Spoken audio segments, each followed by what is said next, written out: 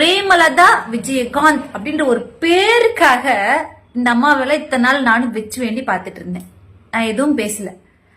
Captain மேல இருக்கிற பாசத்தினால எதுவும் பேசல. ஆனா இந்த அம்மாவோட வாய்க்கொழுப்பு பாத்தீங்களா? பொம்பளைன்ற ஒரு சென்ஸ் வேணாமா? அடுத்த இன்னொரு ஆம்பளைய பத்தி பேசும்போது இதுதான் அரசியல் நாகரீகமா? கேப்டன் இருந்தா இப்படிதான் பேசுவாரா? சொல்லுங்க. வாய காட்டி குத்தி இருப்பாரு உங்களெல்லாம்.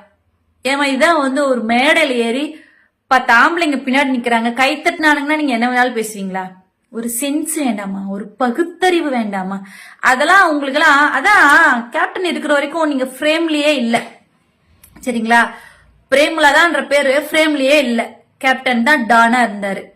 பதவி வரி விஎஸ்பி எனக்கு இல்ல, நீங்க சொன்ன 10 ரூபாய்க்கு இல்ல, உங்களுக்கு தான் பதவி வரி. எந்த அளவுக்கு பதவி வரி, கட்சி வரினா ஃப்ரேம்ல நீங்க வரல, அதுக்காக கட்டின புருஷனையே முடிச்சுட்டு கட்சி நடத்த வந்திருக்கீங்கல்ல, இதுக்கு பேரு தான் பதவி வரி, கட்சி வரி, சரியா? ஆனா நீங்க எந்த கட்சி ஜெயிக்குதோ அங்க போய் கூட்டணிக்கு போலாம், போய் ஒட்டிக்கலாம், வெயிட் பண்ணுவோம்.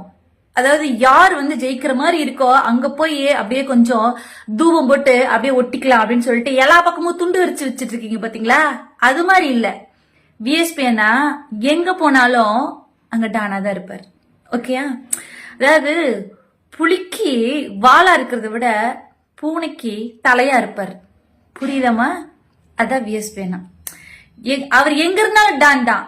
அவர் எந்த இடத்துக்கு போனாலும் மக்களோட செல்வாக்கு அவருக்கு இருக்கும். உங்களை மாதிரி எங்க போனாலும் சரி. இப்போ உங்களோட கட்சிக்கார நண்பர்கள்லாம் இருக்காங்களே, அவங்கெல்லாம் நீங்க எப்படி மேனேஜ் பண்ணி வச்சிட்டு இருக்கீங்க சொல்லுங்களேன். இப்போ நீங்க எங்க போனாலும் அப்படியே கூட்டிட்டு வர்றதுக்கு இதுக்கு பேர்லாம் என்ன? கொள்கை, கோட்பாடு அப்படின்னா என்னன்னு தெரியாதுல்ல உங்களுக்கும்?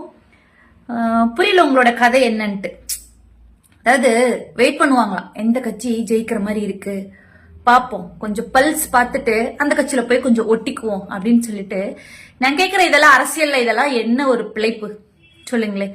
அரசியல்ல இதெல்லாம் என்ன பிழைப்பு? அரசியல்ல எங்க இருந்தாலும் அங்க டானா இருக்கணும். ஒரு தொகுதினாலும் அங்க அதை மெயின்டைன் பண்ணுங்க. முடிஞ்சா போய் அங்க கொஞ்சம் இங்க கொஞ்சம் வாய வச்சிட்டு இருக்காதீங்க. செந்தில் பாலாஜி அண்ணா யூரின் தானேயா போனாரு, என்னையா தப்பு இருக்கு? நான் கேக்குறேன், என்ன தப்பு இருக்கு? உடம்பு சரியில்லைன்னா வரதானே செய்யும். செந்தில் பாலாஜி அண்ணா உங்களை இந்த மாதிரி திருப்பி கேட்டாருன்னா கற்பனை கூட பண்ணி பார்க்க முடியல. அவர் அப்படியெல்லாம் பேச மாட்டாரு, உங்களை மாதிரி கேவலமா இறங்க மாட்டாரு. ஒருவேளை ஒரு 2 வார்த்தை கேட்கிறாருன்னு வச்சுக்கோங்களேன், பிரேமலதா விஜயகாந்த் அப்படின்னு சொல்லி உங்களுக்கு ஒரு பேர் வச்சு நல்லா நிஜமா அப்படி கற்பனை கூட பண்ணி பார்க்க முடியல எங்கன்னா அப்படியெல்லாம் பேசுவாருன்னு. நாகரிகம் தெரிஞ்ச மனுஷன். அரசியல்ல அவரை பார்த்தா எல்லாரும் எப்படி எப்படி இருக்காங்கன்றது தெரியும்.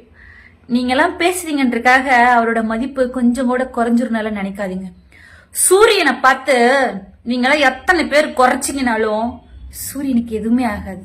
எங்க அண்ணன் சூரியன், உதய சூரியன், தெரிஞ்சுக்கோங்க. திமுக வேற இல்ல, செந்தில் பாலாஜி நான் வேற இல்ல. துண்டை விரிச்சு வச்சிருக்கீங்கல்ல, வருவீங்கல்ல, பாத்துக்கலாம். அது வரைக்கும் கொஞ்சம் நாவடக்கம் வேணும். பெண் அப்படின்னாலே கொஞ்சம் நாவடக்கம் வேணும், கொஞ்சம் அரசியல் நாகரிகம் வேணும்.